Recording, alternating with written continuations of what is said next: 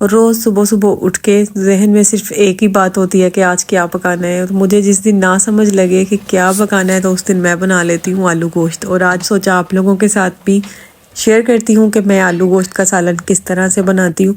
हर किसी का खाना बनाने का अंदाज़ मुख्तलिफ होता है, हर किसी के हाथों का टेस्ट अलग होता है। तो आज आप लोगों के साथ आलू गोश्त की रेसिपी शेयर करूँगी। तो चलिए आइए वीडियो को स्टार्ट करते हैं। मैं हमेशा आलू गोश्त प्रेशर कुकर में ही बनाती हूँ। मुझे इसमें ही बनाने का मज़ा आता है। मुझे ऐसे लगता है कि जैसे इसमें ज़्यादा अच्छा टेस्ट आता है। खुले बर्तन में टाइम भी बहुत ज़्यादा लगता है, लेकिन फिर भी मुझे इस तरह से लगता है कि जैसे उसमें टेस्ट इतना डेवलप नहीं होता जितना प्रेशर कुकर में होता है। तो आपकी अपनी मर्ज़ी है, आपको जिसमें ज़्यादा आसानी लगती है आप उसमें बना सकते हैं। 2 मैंने मीडियम साइज़ के प्याज ले लिए थे और इनको हल्का सा ब्राउन करेंगे ऑयल में। और मैंने इसको रोटियों के साथ बना रही हूँ, इसलिए मैं इसका बहुत ज़्यादा लंबा शोरबा नहीं रखूँगी, थोड़ा ही हम इसका शोरबा रखेंगे। सर्दियों में आजकल आलू गोश्त का बहुत ज़्यादा मज़ा आता है। तो मुझे तो जिस दिन भी समझ नहीं लगती कि क्या बनाना है तो मैं उस दिन आलू गोश्त ही बना लेती हूँ। आलू गोश्त बना लेती हूँ या मैं दाल चावल बना लेती हूँ। ये 2 ऑप्शन मेरे माइंड में हमेशा रहते हैं। 2 टेबल स्पून भर के मैंने इसमें अदरक और लहसुन का पेस्ट शामिल कर दिया है। अब इसको प्याज के साथ ही फ्राई करेंगे और हल्का गोल्डन कलर देंगे। बहुत ज़्यादा गोल्डन कलर नहीं देना, अगर बहुत ज़्यादा गोल्डन कलर देंगे तो खाने का जो कलर है वो डार्क हो जाएगा। और अगर इसका कलर लाइट गोल्डन नहीं रखेंगे, थोड़ा वाइट वाइट ही रहने देंगे, तो फिर भी खाने का अच्छा कलर नहीं आएगा। उसके ऊपर जो तरी आती है वो अच्छे से नहीं आएगी, उसका कलर ही नहीं निकलेगा। तो आपने जब भी आलू गोश्त का सालन बनाना है तो प्याज को लाइट गोल्डन आपने ज़रूर करना है। अच्छी तरह से इसका गोल्डन कलर आए तो फिर ही आपने इसमें टमाटर ऐड करने हैं। अच्छा, टमाटर ऐड करने से पहले मैं इसमें स्पाइसेस ऐड कर दूंगी और बिल्कुल सादे मसाले इसमें जाएंगे। नमक, मिर्च, हल्दी, सूखा धनिया पिसा हुआ और ज़ीरा। और इस पॉइंट पे आके सिर्फ मैं इसमें नमक, मिर्च और हल्दी शामिल करूंगी। सूखा धनिया और ज़ीरा कब शामिल करना है वो मैं आप लोगों को बताती हूँ आगे चल के, ठीक है। अभी इसकी भुनाई कर लेते हैं। हल्का हल्का सा इसका कलर गोल्डन होना शुरू हो गया तो अब मैं इसमें टमाटर शामिल कर दूंगी। बस मैं इसमें 2 टमाटर ऐड करूंगी क्योंकि हमने इसमें दही का इस्तेमाल करना है। आलू गोश्त में हमेशा दही का ही इस्तेमाल ज़्यादा किया करें, काफ़ी अच्छा टेस्ट आता है और आलू गोश्त के सालन में थिकनेस भी आती है दही की वजह से। तो 2 टमाटर डालने के बाद, टमाटर मेरे पास फ्रोज़न थे इसलिए मैंने बड़े बड़े टुकड़े उसके डाल दिए और टमाटर के साथ इसकी अच्छी तरह से भुनाई करेंगे।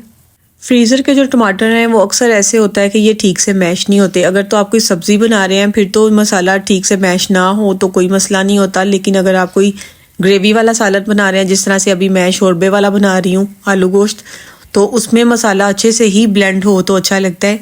तो इसलिए मैं हैंड ब्लेंडर के साथ इसको अच्छी तरह से ब्लेंड कर लूँगी। अच्छा, जब से मैंने हैंड ब्लेंडर लिया मेरे लिए कुकिंग करना बहुत ज़्यादा आसान हो गया।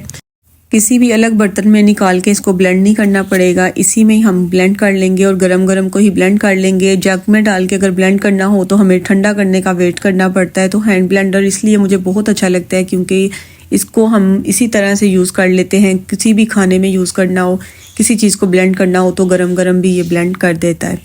बस हमने स्विच लगाना होता है और इसको गरम गरम चीज़ के अंदर भी डालेंगे तो ये छींटे भी नहीं उड़ाएगा और बहुत आसानी के साथ चीज़ को बहुत अच्छी तरह से मैश कर देता है।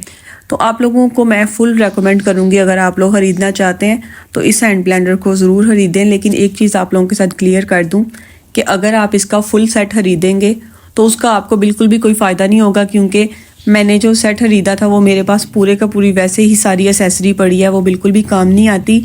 इसका यही वाला पार्ट जो है वो ज़्यादा काम आता है, तो बेहतर है कि आप इसको ही ख़रीद लें।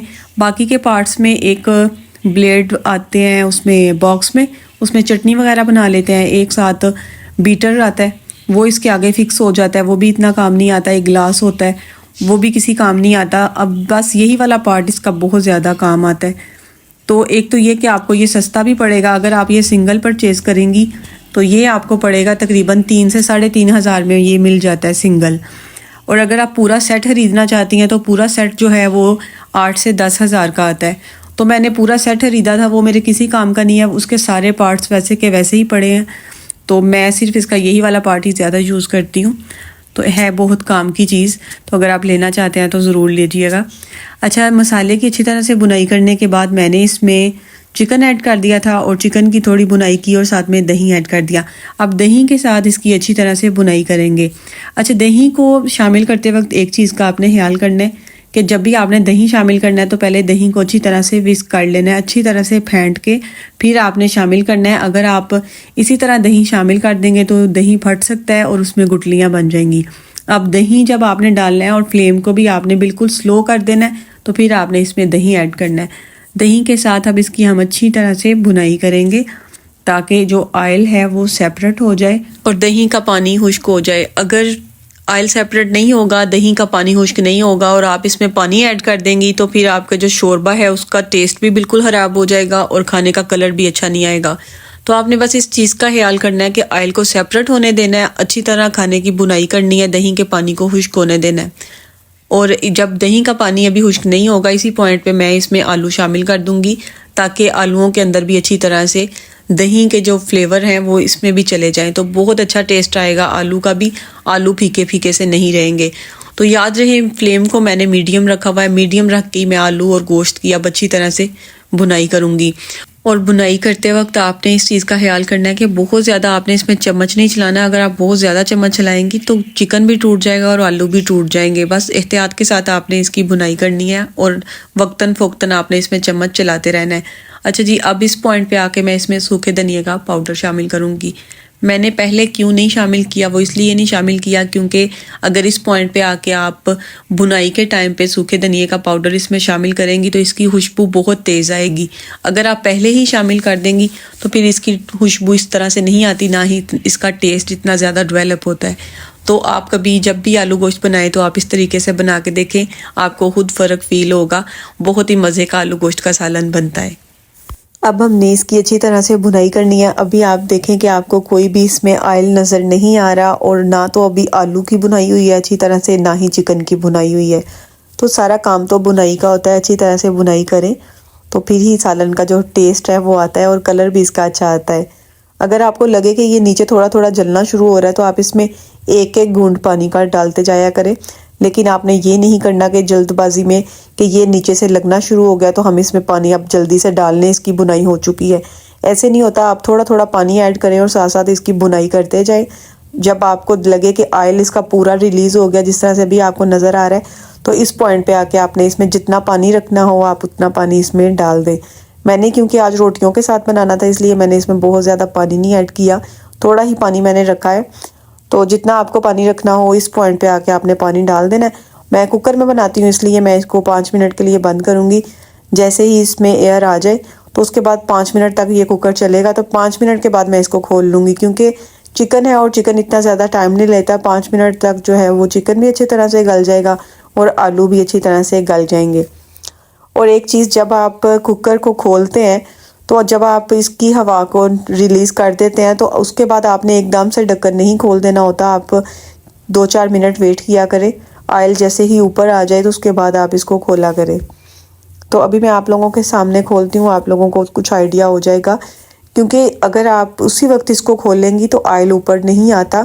फिर हम लोग यही सोचते रहते हैं कि इसके ऊपर तरी क्यों नहीं आ रही। तो पाकिस्तान में आपको पता है जिस खाने के ऊपर तरी ना हो उस खाने को वैसे ही फेल कर दिया जाता है कि ये तो इस औरत को तो खाना बनाना ही नहीं आता है, ये तो बुनाई नहीं ठीक से करती। तो खाना बनाने की छोटी छोटी सी टिप्स होती हैं, उनको फॉलो किया करें, आपसे खाना बहुत बेहतरीन बनेगा।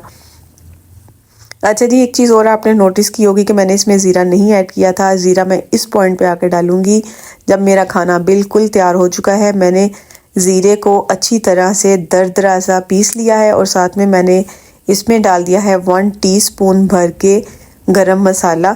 और इन दोनों चीज़ों को मैं हल्का सा सौटे करूँगी एक पैन में। बिल्कुल ड्राई पैन लेके इसमें मैंने इसको हल्का सा सौटे कर लिया था और इसकी खुशबू इससे बहुत ज़्यादा तेज़ हो जाती है। तो लास्ट में आके आपने गरम मसाला और ज़ीरा जो है वो गरम गरम डाल देना है इस शोरबे के ऊपर। तो खाने की आप खुशबू देखेंगे, दूर दूर तक जाएगी आपकी आलू गोश्त की खुशबू। और ये जो आलू गोश्त आप लोग खिलाएंगे, जिसको भी खिलाएंगे वही आपकी तारीफ़ करेगा कि बहुत शानदार आलू गोश्त का सालन बना है।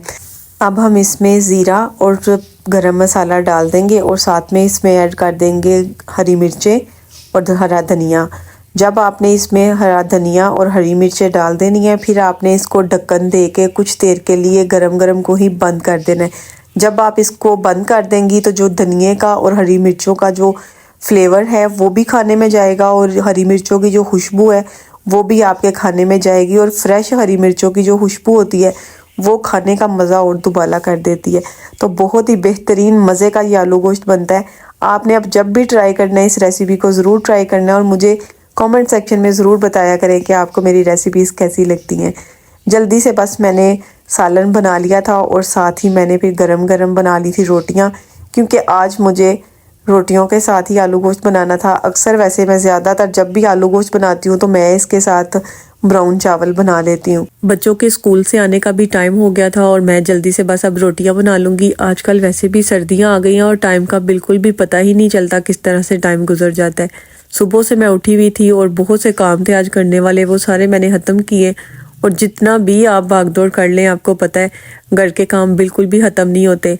बच्चों को भी आजकल बहुत कम टाइम मिल रहा है अपनी एक्टिविटी के लिए, क्योंकि वो बेचारे स्कूल से जैसे ही वापस आते हैं सिर्फ खाना ही खाते हैं तो उनके कारी साहब आ जाते हैं उनको पढ़ाने के लिए। तो जब जैसे ही वो पढ़ के आते हैं फिर उनको स्कूल का होमवर्क भी मिला हुआ होता है, उन्होंने वो भी टेस्ट की तैयारी वगैरह करनी होती है, तो वो करते करते उनका काफ़ी ज़्यादा टाइम ऐसे ही गुजर जाता है। तो फिर सुबह के उठे हुए होते हैं, ज़ाहिर है रात को जल्दी सोना भी होता है, तो बहुत कम टाइम मिलता है बच्चों को अपनी एक्टिविटीज़ के लिए। लेकिन है सर्दियों में यही है कि रातें लंबी हो जाती हैं और दिन छोटे हो जाते हैं। रात तो ऐसे जैसे गुजरती ही नहीं और सुबह जो है वो आपको पता ही नहीं चलता कैसे दिन शुरू हुआ और कैसे ख़त्म भी हो गया। खैर मैंने जल्दी से बस रोटियां बना ली थी साथ और बच्चों को खाना दिया। तो आलू गोश्त का सालन बच्चों को भी बहुत ज़्यादा पसंद है, तो बड़ा ही बच्चों ने एंजॉय किया आज खाने को। खाना चाहे आपका कोई सिंपल सा ही क्यों ना हो, कोई दाल सब्जी का सालन ही क्यों ना हो, लेकिन अगर खाना बनाने वाले ने खाना दिल लगा के बनाया हो तो खाने का जो टेस्ट है वो बढ़ जाता है और खाने की वैल्यू भी बढ़ जाती है। तो कोशिश किया करें सादे से सादे खाने को भी दिल लगा के बनाया करें ताकि उसमें कुछ टेस्ट तो डेवलप हो सके। आई होप आपको आज की वीडियो अच्छी लगी होगी। अगर अच्छी लगी हो तो प्लीज़ वीडियो को लाइक भी करिएगा और चैनल को सब्सक्राइब करिएगा। मिलूंगी इंशाल्लाह नेक्स्ट किसी और अच्छी सी वीडियो में। तब तक दुआ में याद रखिए। अल्लाह हाफिज़।